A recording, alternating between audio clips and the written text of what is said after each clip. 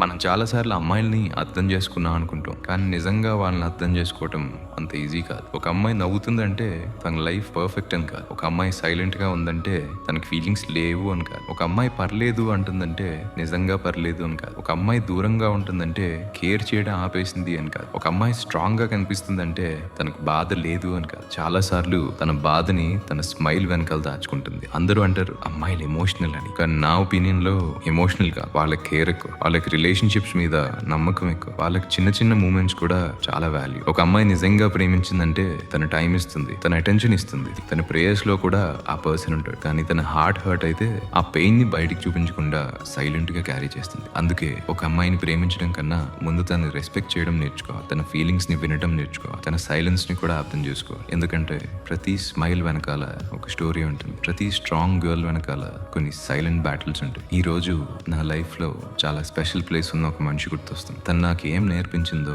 అది ఎప్పటికీ మర్చిపోలేను. లైఫ్ లో కొంతమందిని కలవటమే ఒక బ్లెస్సింగ్ అని అర్థమయ్యేలా చేసిన పర్సన్. ఎందుకంటే కొన్ని మనుషులు మన దగ్గర ఎంత కాలం ఉన్నారనేది ఇంపార్టెంట్ కాదు, వాళ్ళ వల్ల మనం ఎంత మారామనేది ఇంపార్టెంట్. కొన్ని మెమరీస్ టైంతో ఫీడ్ అయిపోవచ్చు, కానీ కొంతమంది మన ఆలోచనలో, మన డిసిషన్స్లో, మన పర్సనాలిటీలో ఎప్పటికీ ఉండిపోతారు. అలాంటి ఇంపాక్ట్ క్రియేట్ చేయడం అందరి వల్ల కాదు.